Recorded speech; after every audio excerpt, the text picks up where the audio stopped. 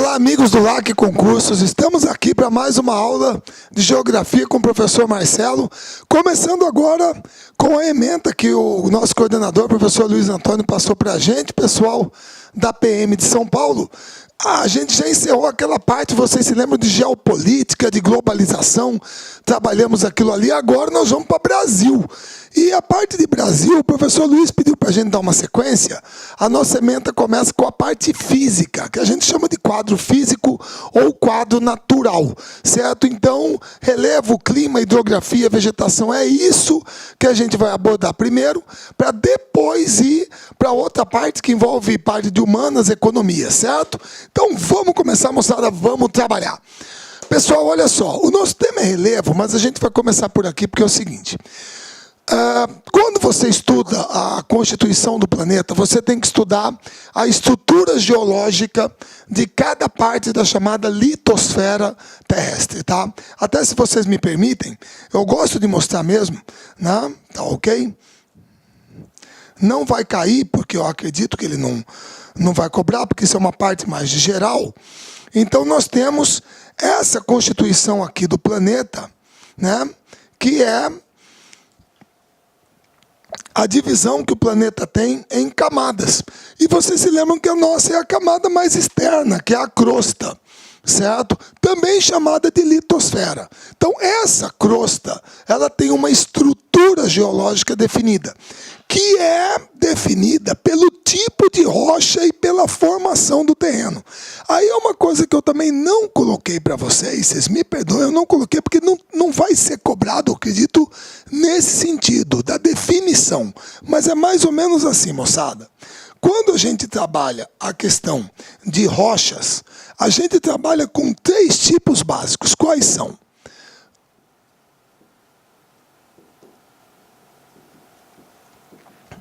Você pode ter rochas do tipo magmática, certo? São rochas magmáticas ou ígneas. É a mesma coisa, pessoal. Se o cara colocar isso aqui, é 6 e meia dúzia. E aí você se lembra, se eu não falei isso antes para vocês, até vocês me perdoem, moçada, meus queridos concursandos, para resolver a prova de humanas, nós de humanas, nós precisamos de uma coisa sensacional, e eu sempre falo que eu acredito que é a disciplina mais importante que existe. O que é? Língua portuguesa. Língua portuguesa. Língua portuguesa é a disciplina mais importante que existe.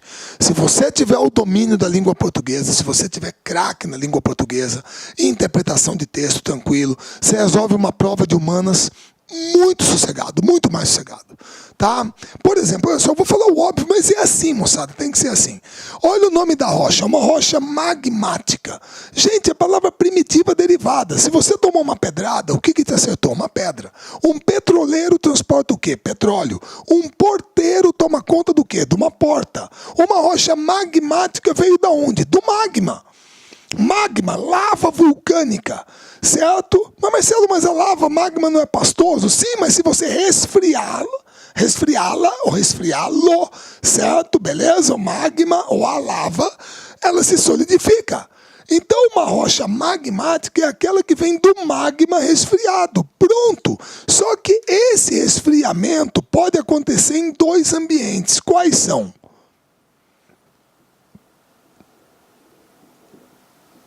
Você pode ter uma rocha magmática intrusiva ou plutônica. O plutônica, que é que você se lembra que na mitologia grega, o deus do inferno, lembra daquele fúria de titãs? É Hades. Na mitologia romana é Plutão. Então, como o resfriamento, olha só, é intrusivo, ou seja, no subsolo, dentro, certo? O melhor exemplo disso aqui é granito.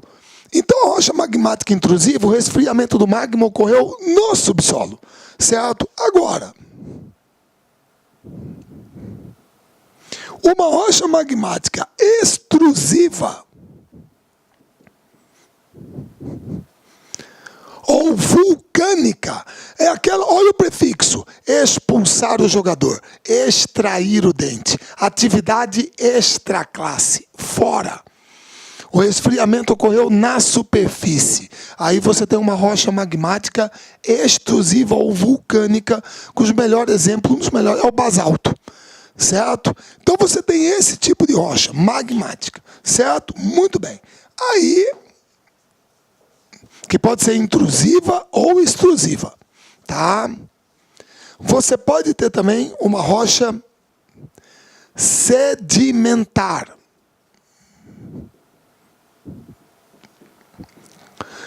Olha só, a palavra sedimentar vem de sedimento. Geralmente, desculpa assim, usar essa expressão. A palavra sedimento dá a ideia de sobra, de partícula fragmentada, resto. Você entendeu?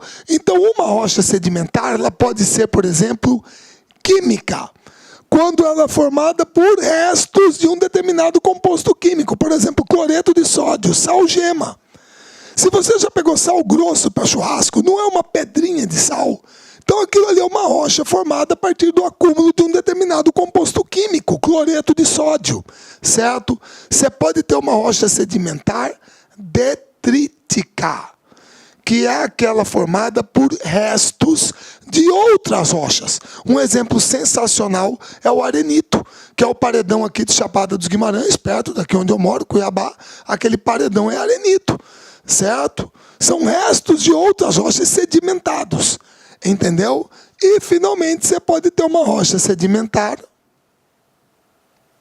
orgânica. E você falou de orgânica, você lembra de quê? Organismo, ser vivo. É aquela que vem de restos de seres vivos. Melhor exemplo, carvão mineral.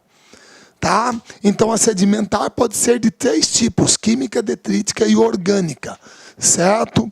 E você pode ter uma rocha do tipo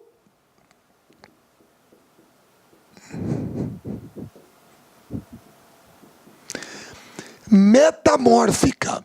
Que aí, por exemplo, você poderia puxar para Raulzito, para Raul Seixas, lembra? Eu prefiro ser essa metamorfose. Ninguém merece, né, moçada? Uma voz horrível dessa. Mas tudo bem. Metamorfose. Metamórfica. O que significa isso? Transformação. Metamorfos, além da forma. Que você vai para uma forma além dessa onde você está. Lembra? Lagarta, borboleta. Então, uma rocha metamórfica é aquela que você tem uma rocha pré-existente, aí determinadas alterações na temperatura e na pressão fizeram com que essa rocha se transformasse em outra rocha. Então, ocorreu uma metamorfose com ela. Se eu der um exemplo aqui para vocês, você vai ver que vai aparecer, não tem jeito. Tá? Vou pegar um exemplo aqui, porque é cartão postal, tranquilo. Então, vamos lá. Que é isso aqui, galera. Presta atenção. Olha só. Eu vou só digitar aqui o nome para buscar para vocês. Você vai ver ela aqui, tranquilo. Você a verá aqui.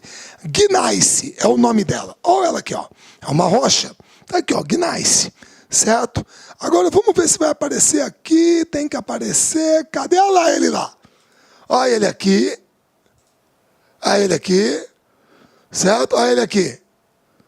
Pô, Marcelo, mas peraí, pô, é o pão de açúcar, caramba. Exatamente, pão de açúcar é gneiss. É uma rocha metamórfica. Gneiss é derivado do granito, é granito metamorfizado. Você entendeu? Então você tem esses 3 tipos de rocha, magmáticas, metamórficas e sedimentares, que definirão a estrutura geológica do terreno no planeta. E a estrutura geológica, pessoal, a gente trabalha com três tipos principais de terreno. Quais são? Primeiro, os chamados crátons ou escudos cristalinos ou maciços antigos. Certo? Que é um dos subtipos, tá? Mas a gente usa essa expressão. Escudos cristalinos maciços antigos. Que representam o quê? Os terrenos mais antigos da face da Terra. Geralmente são formados por rochas magmáticas e metamórficas. Tá? Eles apresentam grande concentração de minerais metálicos e ferruginosos. São os terrenos mais antigos do planeta. Então são geologicamente estáveis, extremamente desgastados, erodidos, de altitudes modestas. E geralmente se apresentam na forma de planaltos. Tá? Você não tem uma planície cristalina. Tá certo? Beleza? Muito bem. Aí, você aqui, ó, no Brasil, aí eu vou pegar por Brasil. Esses escudos cristalinos maciços antigos representam 36% do território brasileiro. Certo? Desses 36%, 32% se formaram no Arqueano ou Arqueozoico. 32%, que são algumas das rochas mais antigas do Brasil. Está aqui o granito, que eu dei como exemplo para vocês.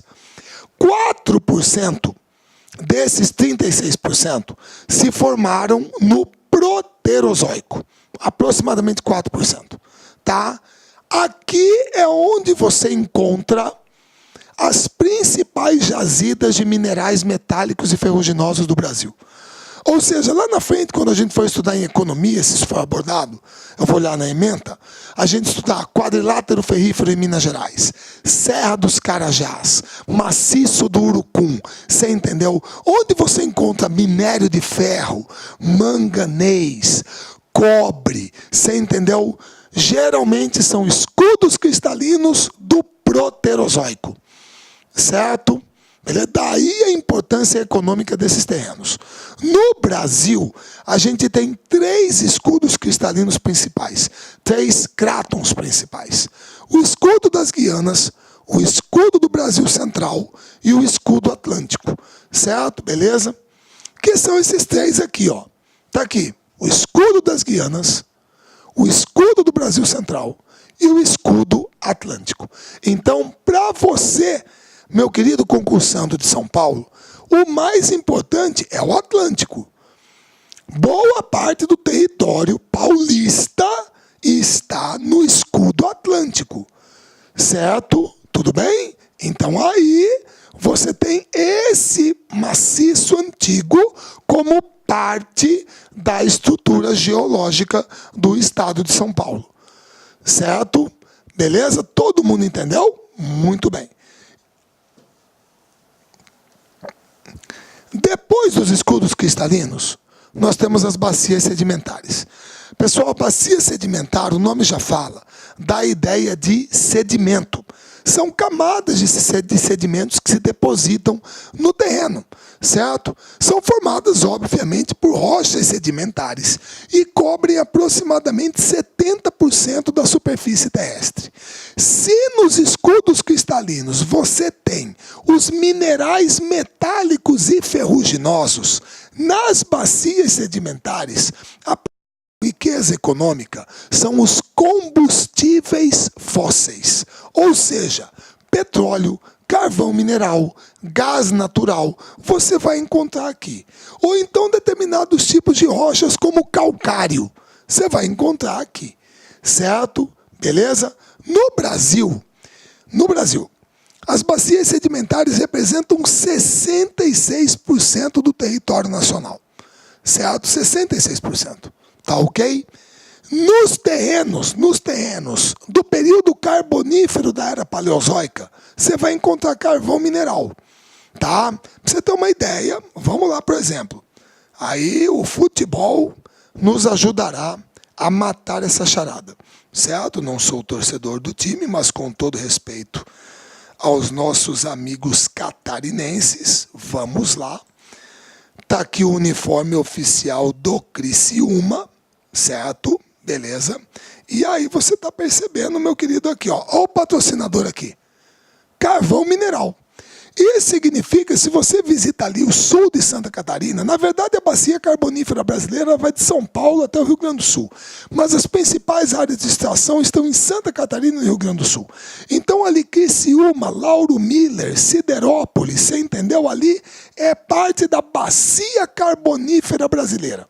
Então se você visitou Criciúma e lá tem carvão mineral, então você pode dizer que aquele terreno ali foi formado no período carbonífero da Era Paleozoica, que é a formação do carvão mineral, que é o soterramento de grandes extensões florestais que dará origem ao carvão mineral. Lembrando que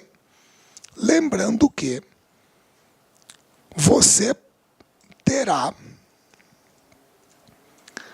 4 tipos básicos de carvão mineral, que estão aqui para vocês. Turfa, lignito, hulha e antracito.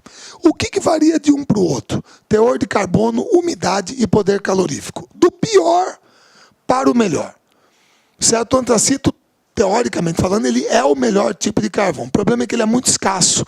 Ele é escasso na superfície terrestre, a extração é cara. Então, comercialmente falando, o melhor que tem é a hulha.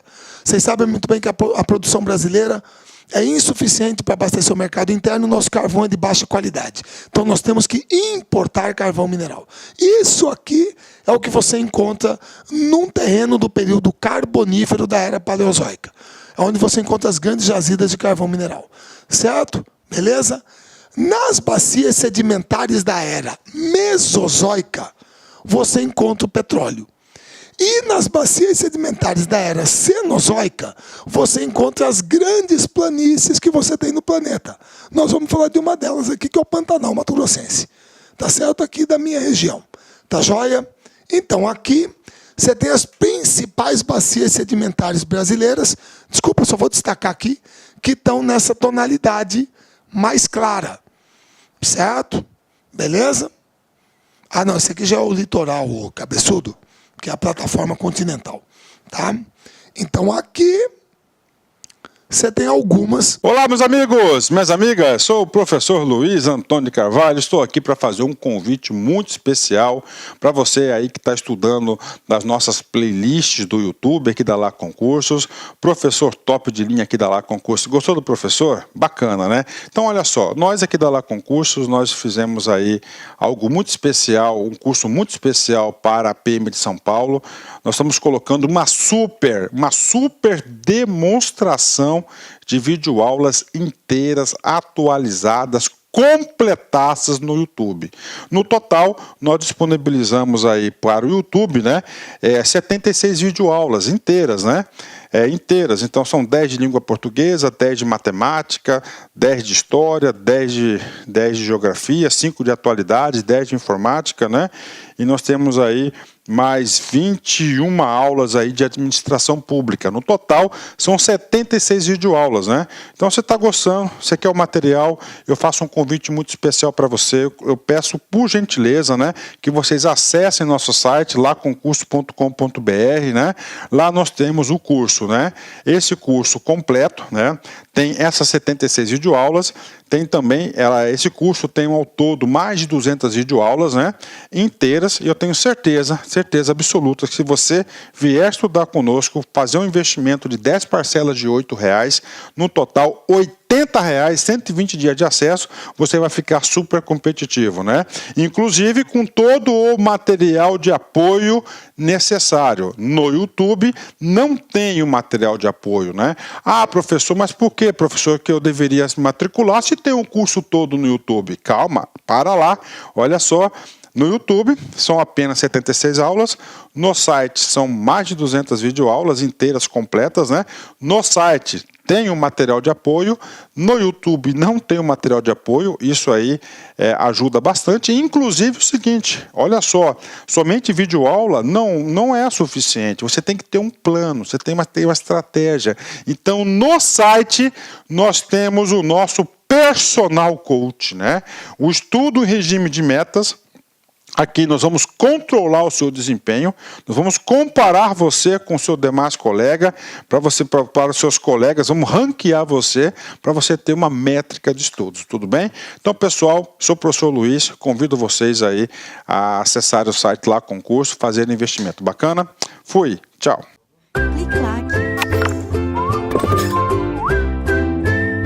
Das principais bacias sedimentares que você tem no Brasil e que perfazem 66% do território brasileiro. Pô, Marcelo, quer dizer então que se alguém me perguntar, o território brasileiro, ele é de formação predominantemente sedimentar, com certeza. E, finalmente, você tem os dobramentos modernos. Pessoal, os dobramentos modernos, aí é o seguinte, os dobramentos modernos são as grandes cadeias montanhosas do planeta. É aquela história que a gente estudou lá no ensino médio, vocês me perdoam, todo mundo estudou, aquele negócio de choque de placas tectônicas. Então aqui nós estamos falando da Cordilheira dos Andes, dos Alpes, do Himalaia, que são formados através do tectonismo. Tá?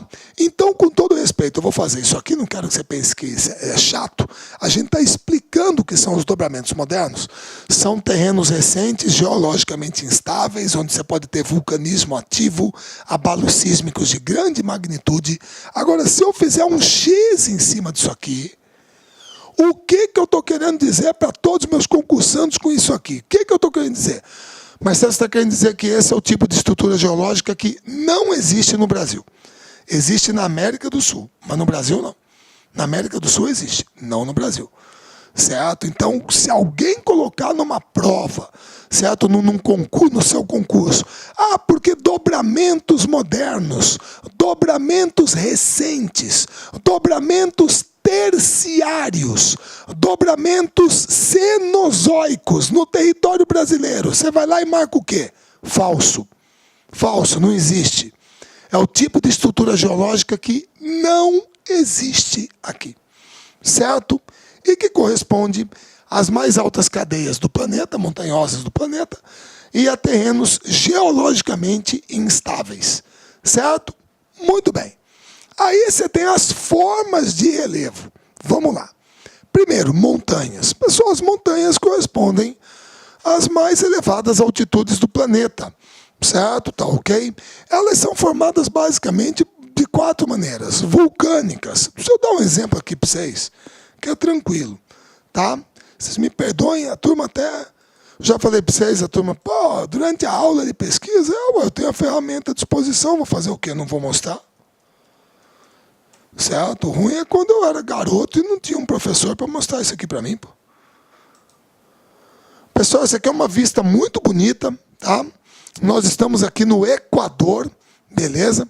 Esse aqui é o Cotopaxi. O Cotopaxi é um vulcão do tipo vesuviano, né? É uma forma de cone, em forma de cone bem clássica aqui, ó. Bem tranquilo.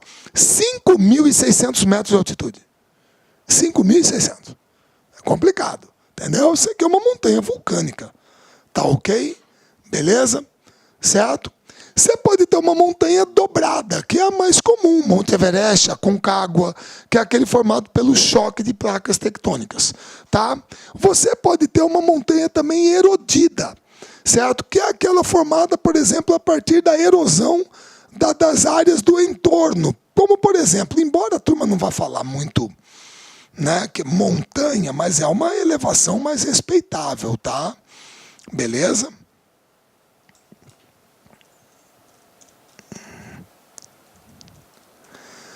Pessoal, esse aqui é o Pico da Neblina, ó. Se você tem uma visão do Pico da Neblina, aqui, ó. Perceba que o Pico da Neblina é uma coisa isolada no meio de uma área mais baixa. Então, o que você tem que ter a ideia aqui é que, grosso modo, não foi ele que subiu, o resto aqui é que desceu. Você entendeu? É erosão. Isso aqui é área erodida. Ele sobrou porque a rocha aqui é uma rocha antiquíssima e resistiu muito mais ao trabalho erosivo, então ele ficou. Certo? Beleza? E você pode ter também uma montanha falhada, que é aquela formada a partir de falhamento de blocos rochosos, que o mais comum é no Vale da Falha, no Rift Valley, lá na África. Certo? Vou ver se eu acho alguma imagem aqui para vocês, só para você ter uma ideia. Porque geralmente do Rift Valley você pega mais os lagos tectônicos lá da África. Certo? Que é essa área aqui, ó. Isso aqui é uma falha geológica. Entendeu? Então você percebe que aqui você tem o rebaixamento e o soerguimento de determinados blocos. Se bem que aqui não é uma área muito alta, mas é formado a partir de uma falha geológica, certo? Então, esses 4 tipos de formações caracterizam, certo, uma montanha, que é uma coisa que aqui no Brasil, o Pico da Neblina, tal, é erodida, 3.000 metros, é modesto, certo? Muito bem. Aqui, ó, esse é o exemplo de uma montanha dobrada. Isso aqui é o Monte Everest. Isso aqui é tecnonismo. Choque de placa, pimba, certo? Está aqui. Que são as grandes cadeias do planeta, tá? Aí você tem os planaltos. Moçada, os planaltos são áreas de altitude relativa, intermediária, variando ali entre 600, 800 até 2.000, talvez até aqui no Brasil nós vamos considerar, né, porque é Planalto das Guianas, 3.000 metros por aí, certo? Tem até o altiplano boliviano aqui também. E geralmente são constituídos por escarpas ou serras. Embora eu vá mostrar para vocês, nós tenhamos um tipo de planalto cujo topo é pediplanizado. É um relevo tabular, que são as chapadas aqui do Centro-Oeste. Tá certo? Beleza?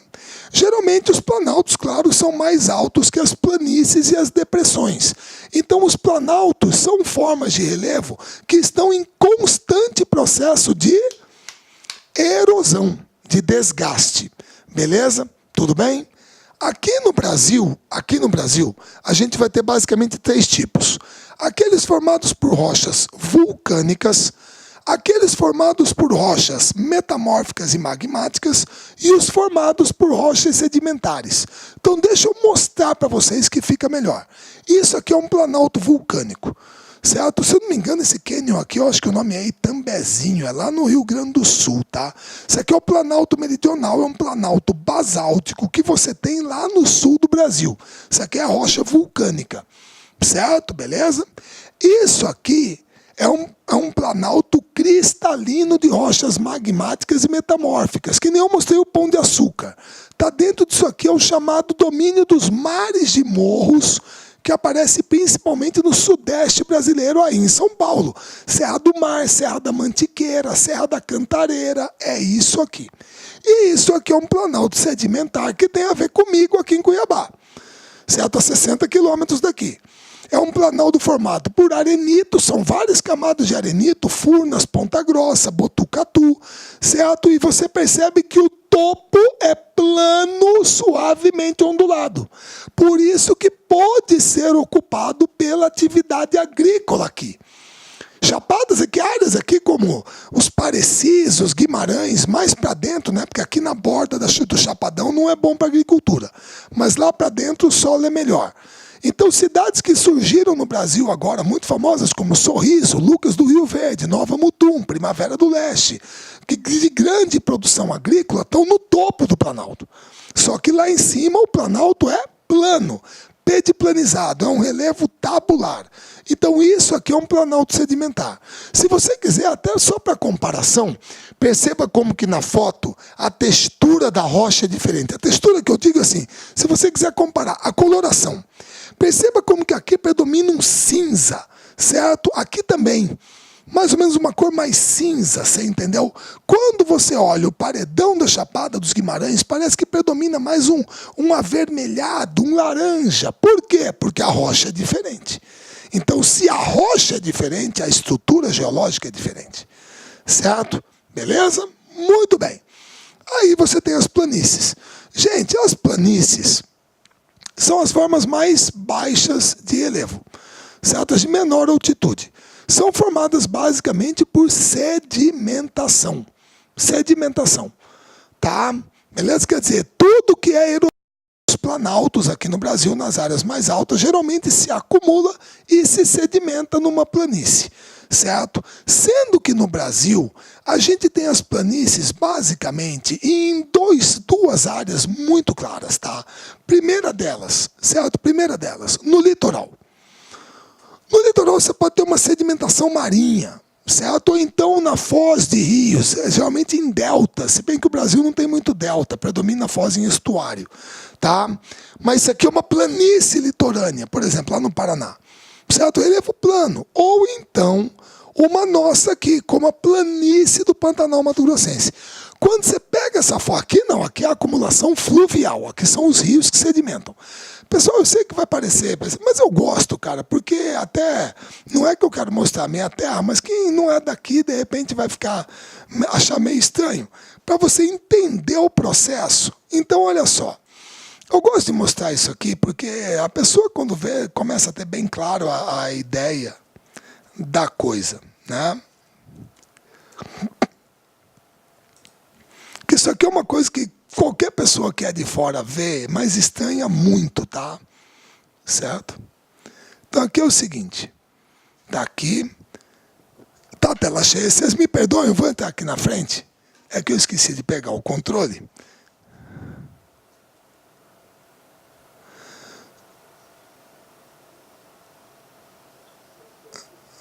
Vocês estão vendo aqui que o pessoal, com todo respeito, o pessoal parou o barco, desceu, certo? Dá uma descida ali, tá? Ixi, agora vai ficar... pessoal desceu. Então, gente, qualquer pessoa, com todo respeito ao pessoal, aos nossos concursantes aí de São Paulo, qualquer pessoa que vê o vídeo tem a ideia que a turma parou e vai pescar aqui. Eles apoitaram aqui e vão pescar. Certo? Vão jogar um anzol ali na beira do rio e vão pescar. Tá? Mas não é isso. Olha só, o que o cara vai fazer? Deixa eu só voltar um pouquinho. Olha o lugar que eles estão, olha só. Olha o lugar, coberto de vegetação aqui, ó, tudo vegetação. Todo mundo andando aqui, ó, tá todo mundo aqui em cima. Certo? Beleza? Muito bem. E aí o que o cara vai fazer? O cara vai começar a cavar um buraco. Você até percebe aqui, na hora que ele tira esse cavador, não, eu esqueci o nome, que o solo aqui, ó, muito graveto, muita matéria orgânica, uma coloração escura, certo? E ele vai cavar um buraco, tá? Muito bem. E aí, cavando um buraco, onde que ele chega? Na água. Na água. Ou seja, você não está pisando no chão, quer dizer, você entendeu? Na crosta. Não. Você está em cima da água. Aí o cara está aqui. É o buraco. Vou adiantar um pouquinho. Está ali o buraco. Aí, ó. Pessoal, esse piauzinho aqui é a isca. Isso aqui é a isca. Você vai ver o cara aqui com a varinha de bambu, ele vai descer a isca. Olha até onde que o cara vai. Olha lá, ó. Colocou ali. Isso aqui é a isca. Olha lá. Colocou. Ó, até onde que ele vai, ó. Vai descendo, descendo, descendo, descendo. Deixou. Deixou lá. Pronto. E aí, olha lá.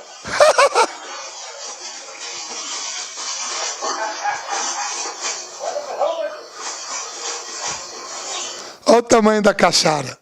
Você entendeu? Quer dizer, quando a gente mostra isso aqui, com todo respeito pessoal de fora, não aqui que é brasileiro, mas gringo, por exemplo, só de gozação, os caras vão falar, pô, os caras tiram peixe da terra. Não, claro que não, isso é ridículo. Mas o que está acontecendo aqui é o seguinte, gente, isso aqui é um tapete flutuante, sedimentado, milhões e milhões de anos de sedimentação, você entendeu? Você lembra aquela história que curva de rio só para tranqueira? Então o material foi acumulando ali, vegetação foi acumulando, e galho de rio foi acumulando. E aí com as cheias, o que vinha também? Rio quando está cheio não está sujo. O que é a sujeira dele? É argila, areia, em suspensão.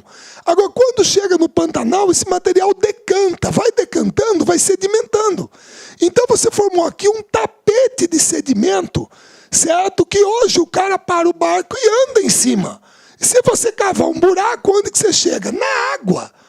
Você não está na crosta terrestre, é um tapete flutuante. Então, isso aqui passa a ideia do que é a sedimentação no Pantanal. É ano após ano uma nova camada de sedimentos.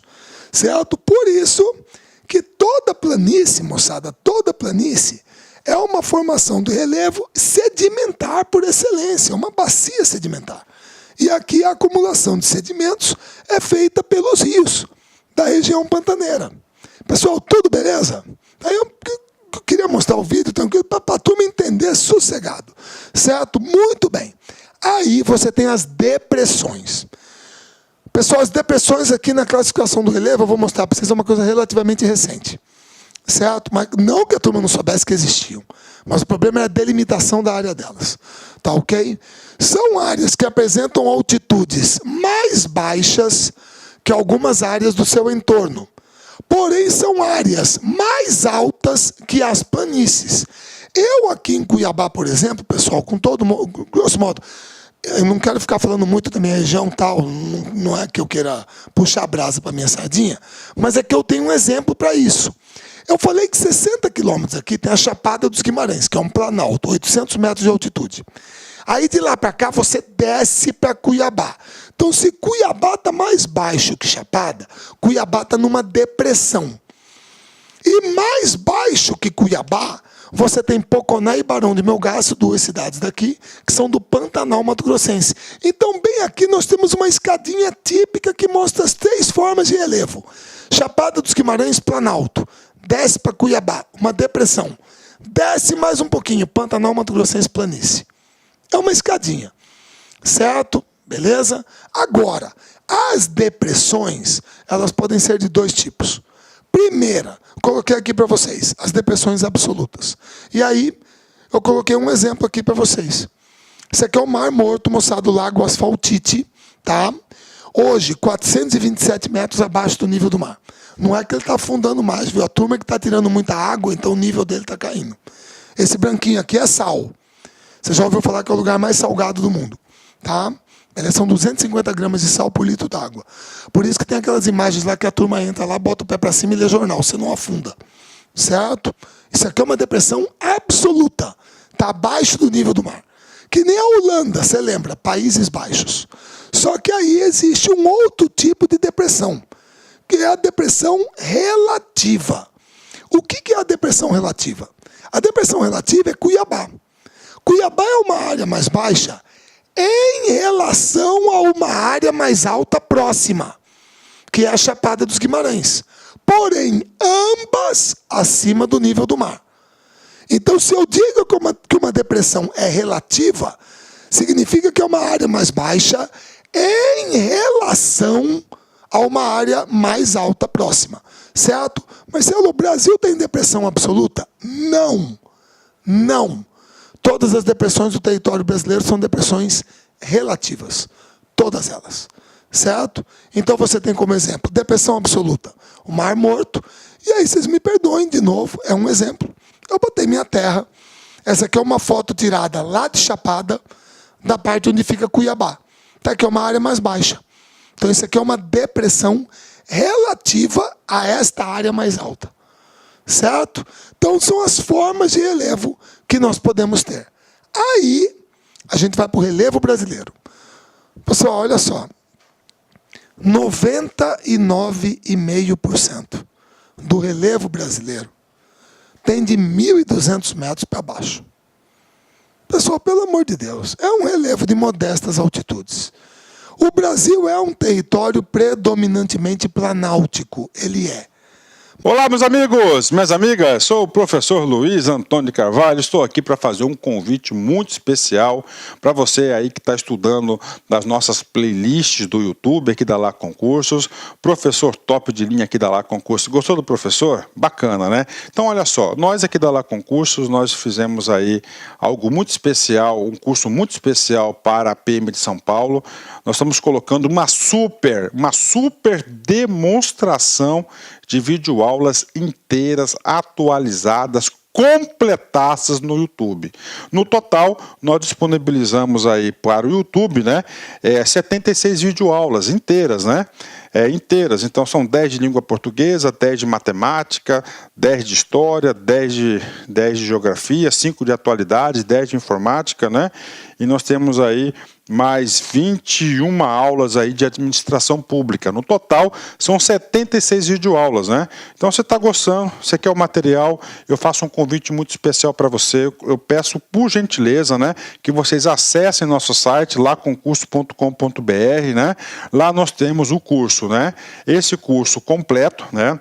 Tem essas 76 videoaulas, tem também, esse curso tem ao todo mais de 200 videoaulas, né, inteiras, e eu tenho certeza absoluta que se você vier estudar conosco, fazer um investimento de 10 parcelas de R$ 8,00, no total R$80, 120 dias de acesso, você vai ficar super competitivo, né?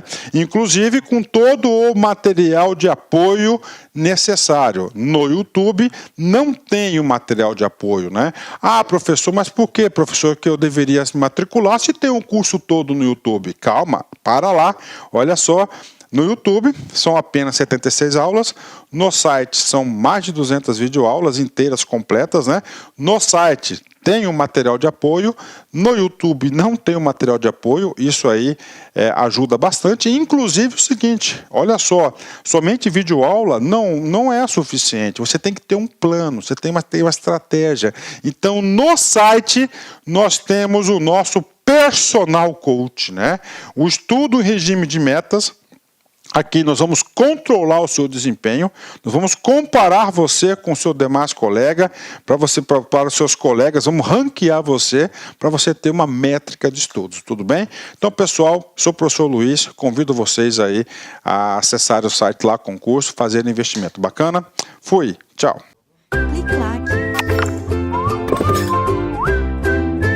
Mas as altitudes são modestas, gente. São modestas, certo? Eu falei para vocês, o lugar mais alto nosso é o Pico da Neblina, 3.000 metros. La Paz, na Bolívia, está a 3.500. A capital da Bolívia está no lugar mais alto, que o ponto mais alto do território brasileiro. Então as altitudes são modestas, tá? E o que predomina são os planaltos. Agora, aí, nós vamos para a classificação do relevo, que é para entender isso tranquilo também. Vocês me perdoem, com licença. Vamos lá. Pessoal, vocês estão vendo aqui o nome do professor Haroldo de Azevedo?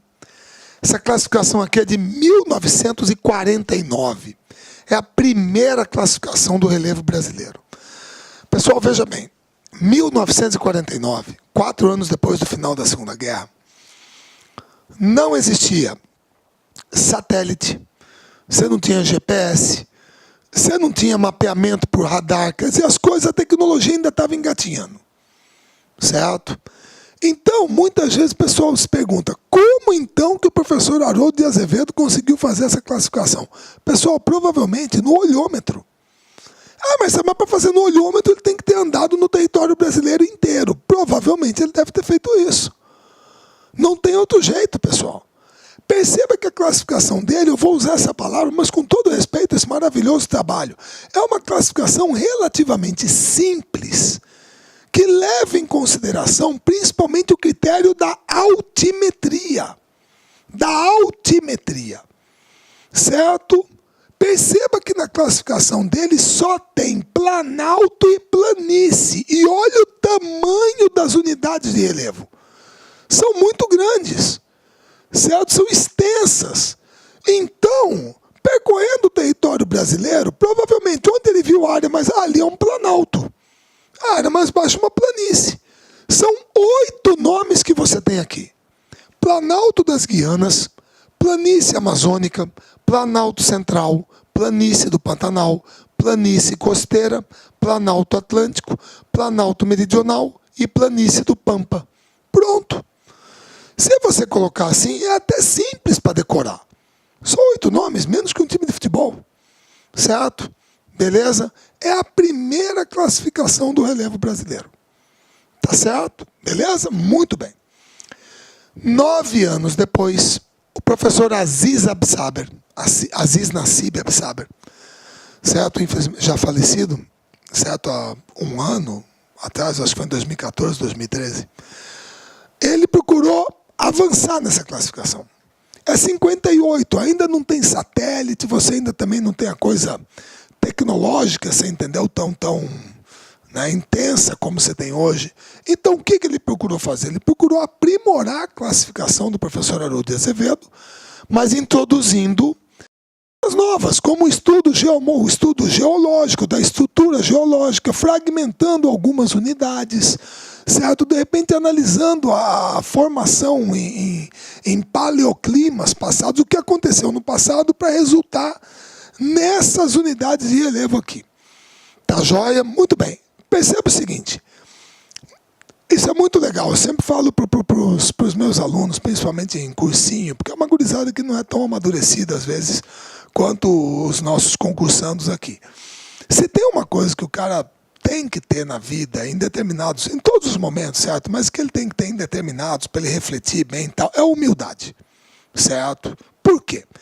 Porque você está trabalhando, por exemplo, em cima de uma classificação que já existia e você vai procurar algo novo, Você vai propor algo novo. Muito bem. Então, você tem que ter humildade, às vezes, de perceber o seguinte, que você não precisa mudar tudo. Você quer fazer algo novo, mas de repente você tem que ter a tranquilidade e a humildade de perceber que algumas coisas que estão ali estão corretas, então você não precisa mexer. Você não precisa mexer naquilo, está correto. Perceba que nas duas classificações tem Planalto das Guianas, Planalto das Guianas. Tem Planície do Pantanal, Planície do Pantanal. Tem Planalto Meridional, tem Planalto Meridional. Para que eu vou mexer? Para que eu vou mexer? No que está certo. Tá? Agora, o que eu posso acrescentar? Vamos lá. Planalto Central, olha o tamanho dele. O professor Aziz Absaber percebeu que aqui na bacia do rio Parnaíba você tinha uma estrutura diferente de cuesta, certo? Então ele resolveu segmentar isso aqui no Planalto do Maranhão, Piauí. Então ele fez ali uma segmentação e criou uma unidade nova, certo? Olha o antigo Planalto Atlântico, vinha lá do Nordeste até aqui embaixo. Pessoal, ele resolveu segmentar aqui a região do Planalto da Borborema, de repente aqui a Chapada do Araripe, do Apodi, do Ibiapaba, Serra do Ibiapaba, certo? Segmentou aqui e colocou aqui como Planalto Nordestino.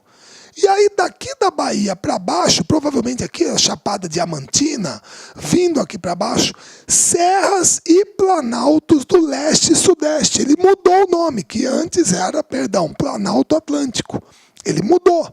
Tudo bem. Serra do Mar, da Mantiqueira, tal, muito bem.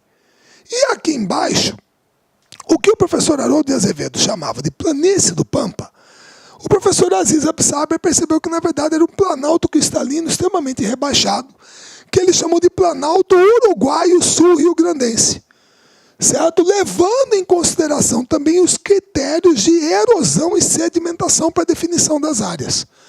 Aqui na planície amazônica, ele também teve uma coisa muito legal, que você percebe que na planície é terras baixas.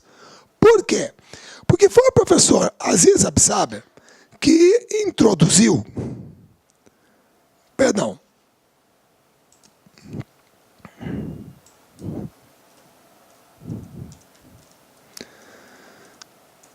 ele introduziu esse conceito, certo? Quer dizer, essa ideia no relevo amazônico, que é isso aqui, ó. Que a Amazônia, ela é formada por 3 níveis altimétricos distintos. Quais são? O Igapó, que é a parte, praticamente as margens dos rios, é a parte mais baixa, que você tem uma área, certo, que é praticamente alagada o ano todo, certo? Ou boa parte do ano. A várzea, que só é alagada durante as cheias. Certo? Isso é no Brasil inteiro, tipo Campo de Várzea. A cidade vizinha aqui de Cuiabá é Várzea Grande. Pra você ter uma ideia. Certo? Então, quem anda na marginal do Tietê, por exemplo, aí em São Paulo, anda na várzea do rio Tietê. Por isso que quando ele chove, ele vai para lá, ele tem que alagar. Certo? Isso é normal. Então, a várzea é a área alagada durante as cheias. E a terra firme é a área que nunca é alagada. Então, o professor Aziz Absaber percebeu que a Amazônia tinha esses 3 níveis altimétricos: Igapó, várzea e terra firme. Certo? E a maior parte da Amazônia, da parte mais baixa da Amazônia, é Igapó, várzea ou terra firme? É terra firme. A maior parte da Amazônia não é alagada. Ela não alaga durante as cheias. É terra firme. Então, para caracterizar isso, o que ele resolveu fazer? Ele resolveu colocar esse adendo. Planícies, que é quem? O Igapó e a várzea. É onde a água chega. E terras baixas amazônicas, que é a terra firme, onde a água não chega. Certo? Então, essa classificação de 1958, pessoal, durante 37 anos nós estudamos por ela, tá? Os meus 2 vestibulares, 2 deles, para engenharia elétrica e para administração de empresas, eu estudei isso aqui. Certo? Quando eu fiz aqui na UFMT, os 2. Tá? Primeiro engenharia, depois administração. Tá? Depois é que eu fui fazer geografia. Tá? Foi meu último curso, eu já era professor leigo, né? Aí veio a Lei de Diretrizes e Bases da Educação, você tem que ter a graduação, aí eu fiz depois, beleza. Mas os 2 primeiros eu estudei isso aqui. Era o que nós estudávamos, tá? Só que com o tempo, evolução tecnológica, certo? Beleza? Muito bem. Apareceu aqui no Brasil um projeto maravilhoso da época do regime militar, certo? Da época dos militares no poder, tá? Que foi o Radan Brasil. Na verdade, o projeto começou primeiro como Radan, que era Radar da Amazônia, tá?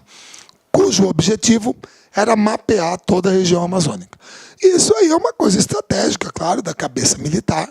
Você não pode esperar planejar uma guerra, uma campanha sem conhecer o terreno. Você tem que conhecer o terreno.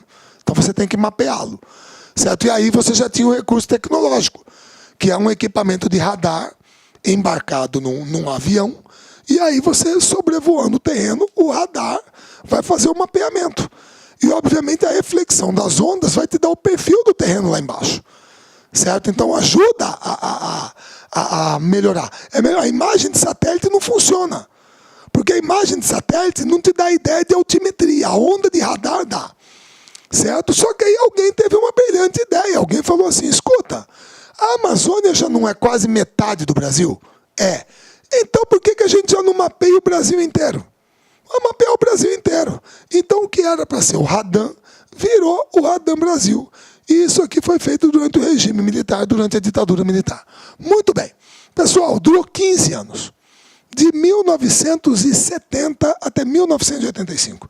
Inclusive, só para te dar uma ideia, certo? Que eu já falei de novo, gosto mesmo de mostrar, porque eu acho que a coisa visual é muito importante, você lembra muito mais. Tá aqui, eu digitei Radan Brasil, certo? Tá lá as imagens que eu busquei, tá aqui, ele aqui, ó. O avião usado foi esse aqui, ó. Certo? Um Caravelle. Fabricação francesa. Pô, Marcelo, um jato? Eu não usamos esse aqui. Com equipamento de radar embarcado nele, certo? Foi ele o responsável pela execução desse projeto. Foi uma aeronave desse tipo aqui. Tá certo? Muito bem. E depois de 15 anos, você coleta os dados, vai para o laboratório de cartografia, vai botar isso nas cartas topográficas.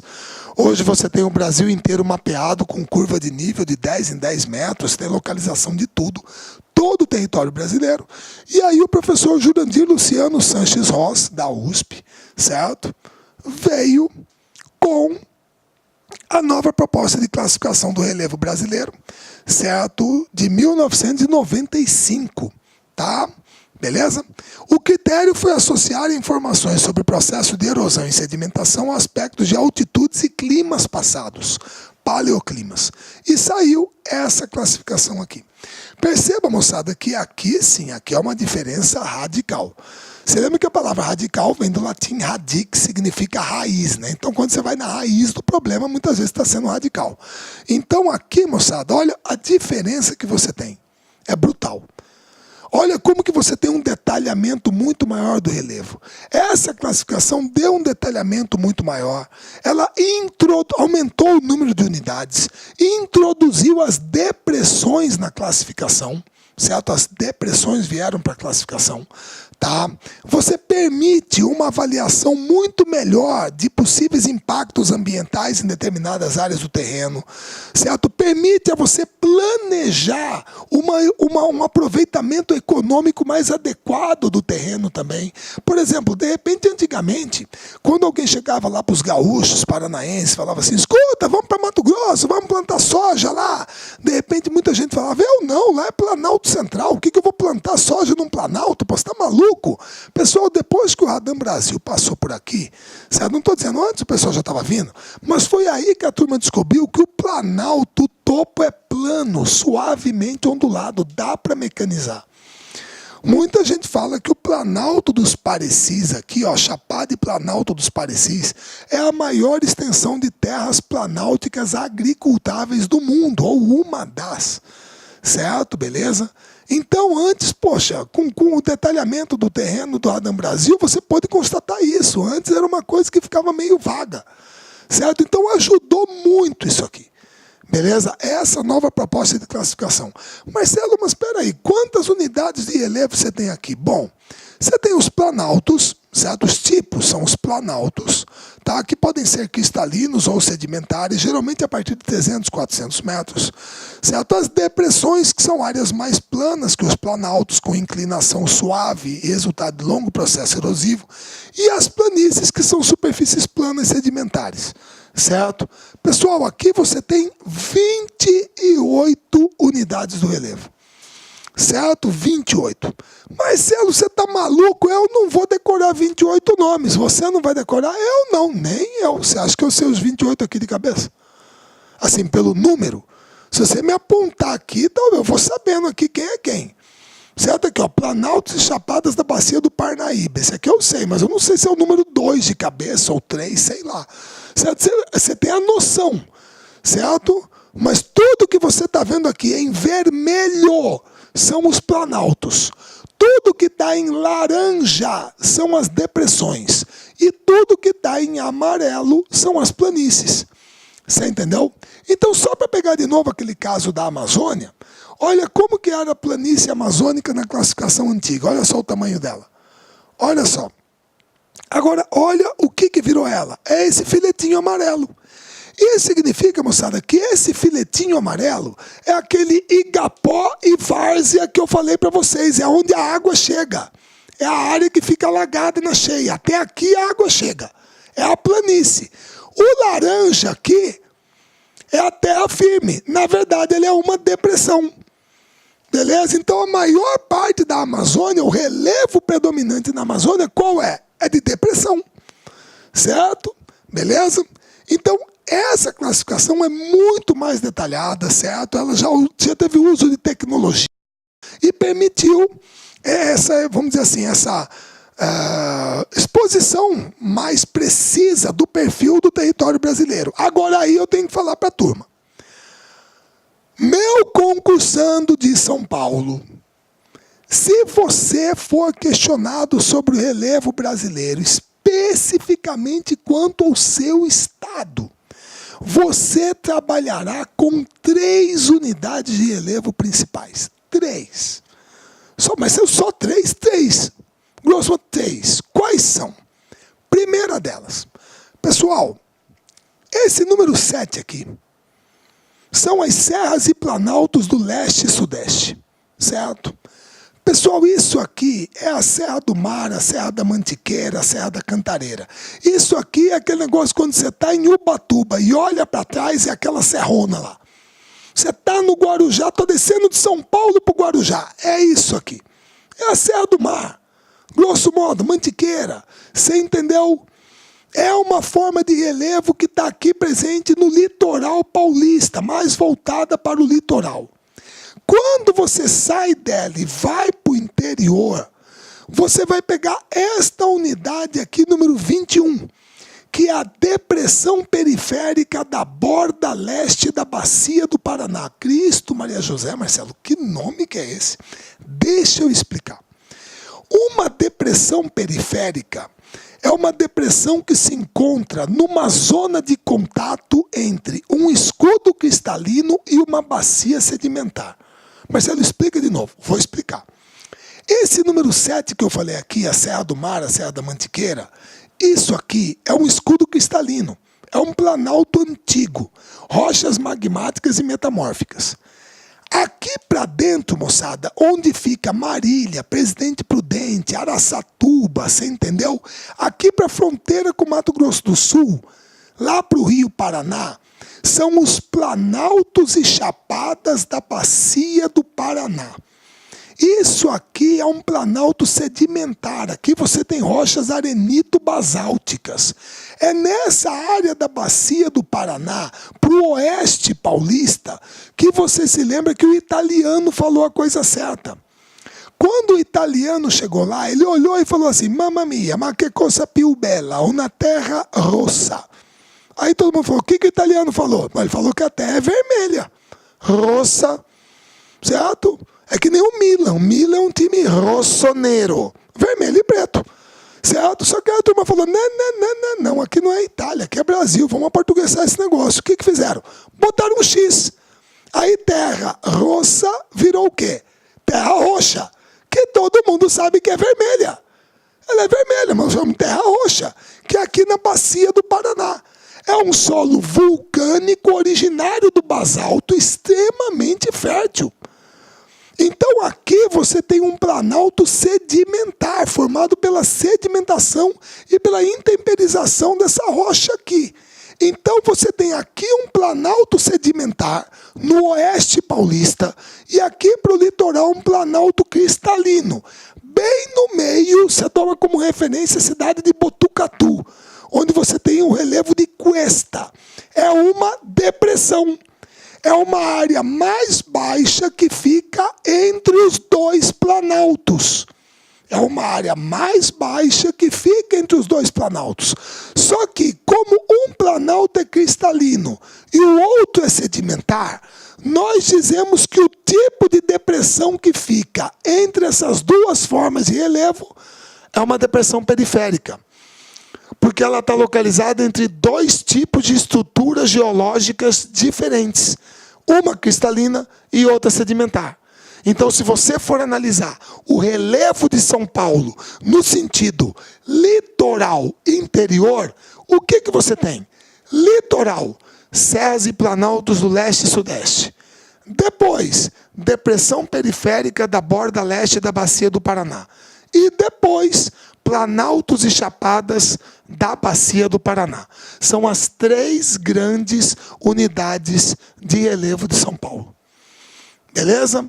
Tudo bem? Moçada, matamos a pau.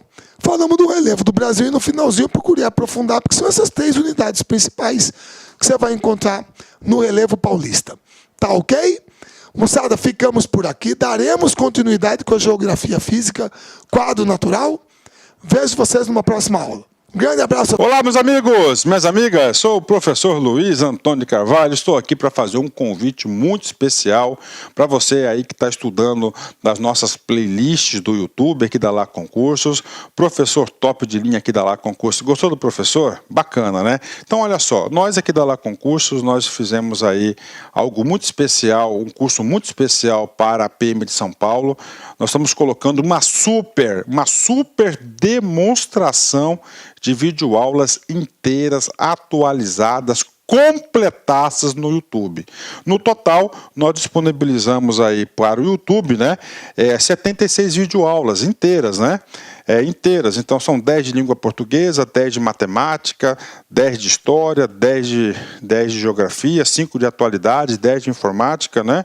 E nós temos aí mais 21 aulas aí de administração pública. No total, são 76 videoaulas, né? Então, você está gostando, você quer o material, eu faço um convite muito especial para você. Eu peço, por gentileza, né, que vocês acessem nosso site, laconcurso.com.br, né?